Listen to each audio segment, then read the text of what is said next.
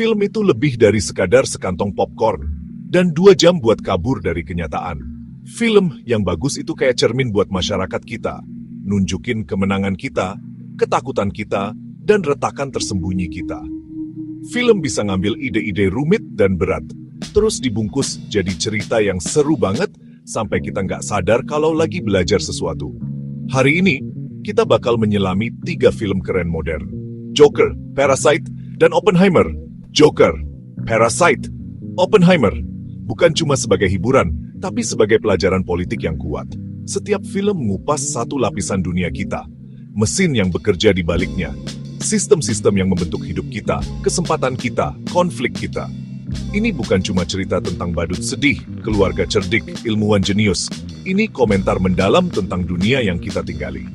Perjalanan kita dipandu lensa sosiologi politik, tanpa buku tebal dan istilah membingungkan. Anggap ini kacamata khusus buat ngeliat pola-pola nggak kelihatan. Kita pakai konsep sederhana buat ngebongkar tema politik rumit.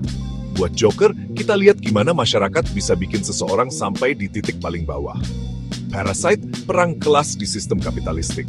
Oppenheimer, dilema moral dalam kekuasaan modern. Jadi, ayo matiin lampu, duduk nyaman. Dan siap-siap ngeliat film ini dengan cara baru.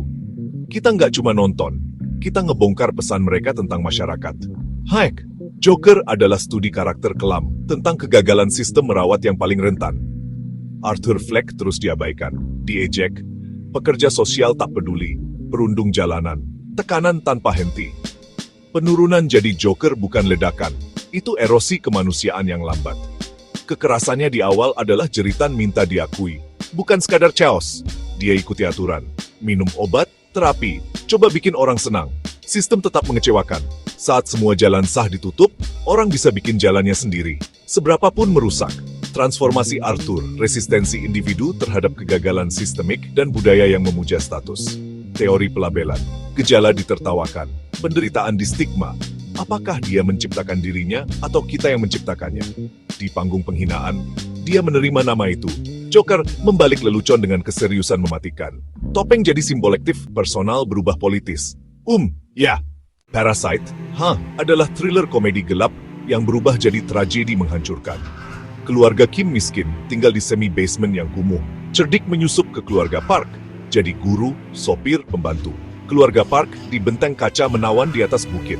2 rumah jadi arena teori konflik. Kaya versus miskin, bertarung atas kekayaan, kekuasaan, status. Di sini perang dilawan dengan penipuan, keputusasaan, kebencian yang membara. Mereka tidak jahat, mereka ingin bertahan dan naik. Namun sistem memaksa, untuk naik harus menginjak yang lain. Simbol paling kuat, geografi literal ketimpangan. Atas, sinar matahari, bawah banjir dan kegelapan. Menuju rumah Park selalu naik, saat hujan mereka turun tak berujung kembali ke dasar. Orang miskin secara harfiah hidup dalam bayang-bayang orang kaya. Rencana Kim berhasil dengan menggusur pekerja lain, pembantu asli dan suaminya di bunker. Bunker, rahasia kelangsungan hidup yang tak terlihat. Kekerasan paling tragis bukan dengan Park, tapi sesama kelas pekerja. Diadu oleh sistem. Kapitalisme mengadu domba untuk sisa-sisa, mengalihkan dari sumber eksploitasi. Hegemoni, kekuasaan bukan hanya paksaan, tapi ide-ide, selera nilai. Terlihat alami bagi semua. Mereka sopan tapi tak peka, kebaikan bersyarat, kebodoran struktural. Bau Tuan Kim, simbol batas kelas tak terlihat yang susah ditembus. Imajinasi hegemoni memikat. Sejenak mereka menikmati ilusi hidup mewah. Mereka tak ingin menggulingkan, mereka ingin bergabung, asimilasi, bukan revolusi. Gelembung kenyamanan orang kaya dipisahkan dari tenaga kerja yang menopangnya. Dominasi jadi tak terlihat, dianggap hasil jerih payah, bukan hasil eksploitasi.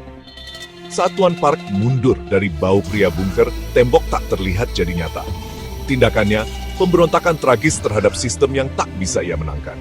Ketika tembok kelas terlihat jelas, kemarahan meledak, menghancurkan penindas dan yang tertindas. Perang itu sunyi, sampai tak lagi bisa diabaikan. Oppenheimer adalah tentang ciptaan monumental, bom atom, dan badai politik moral yang mengikutinya. Pertanyaannya, apakah capaian ilmiah membenarkan melepaskan daya hancur tak tertandingi? Ini tentang simple science politik dan etika, rasionalitas versus kemanusiaan. Negara modern beroperasi dengan rasionalitas instrumental, tujuan dihitung, sarana dipilih demi efisiensi. Proyek Manhattan, kalahkan Nazi, akhiri perang, logis di kertas. Film menyandingkan logika dingin dengan pertanyaan, Bisakah? Haruskah? Apa konsekuensinya? Didorong rasa ingin tahu dan tugas, ia berpacu melawan waktu. Ia piawai mengorganisir kecerdasan, mengurai rintangan ilmiah dan logistik. Mendekati rampung, beban moral mulai menghancurkannya. Ia jelas melihat dunia subatomik, tetapi kabur melihat biaya manusia. Dalam mesin kekuasaan, individu bisa jadi roda gigi, moralitas pribadi tersisih. Struktur non-linear menegaskan, kemenangan hari ini, penghinaan esok, konsekuensi panjang. Sekarang aku menjadi kematian, penghancur dunia, tabrakan ilmu dan etika. Ia selamanya terikat pada akibat kejeniusannya. Pengetahuan adalah kekuatan, tapi bisa jadi malapetaka moral. Melihat kembali Joker, Parasite, Oppenheimer, kita melihat trilogi peringatan zaman. Joker, pengabaian sistemik dan pelabelan kejam bisa mengubah putus asa jadi teror publik. Parasite, konflik kelas dan hegemoni mencipta perang diam-diam, sering berujung tragedi. Oppenheimer, jurang ambisi rasional versus tanggung jawab etis, terutama saat ilmu menyatu dengan negara. Film ini memaksa kita dari tontonan pasif ke pemikiran kritis. Cari Joker di komunitas kita yang diabaikan sebelum keheningan jadi jeritan. Lihat Parasite sebagai produk ketidaksetaraan, bukan penjajah. Endus bau dan dinding tak terlihat di sekitar kita. Teliti Oppenheimer. Masa kini, otak brilian dan pemimpin kuat, tagih etika di pusat keputusan. Film ini menerjemahkan teori kompleks jadi narasi emosional yang melekat. Cerita kadang lebih ampuh dari statistik. Mereka tak beri jawaban mudah. Mereka ajukan pertanyaan yang tepat. Dorong empati, kesadaran sistem, dan skeptis pada kekuasaan dalam bentuk apapun.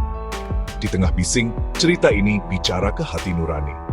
Mereka angkat cermin, bukan hanya dunia di luar, tapi diri kita di dalamnya.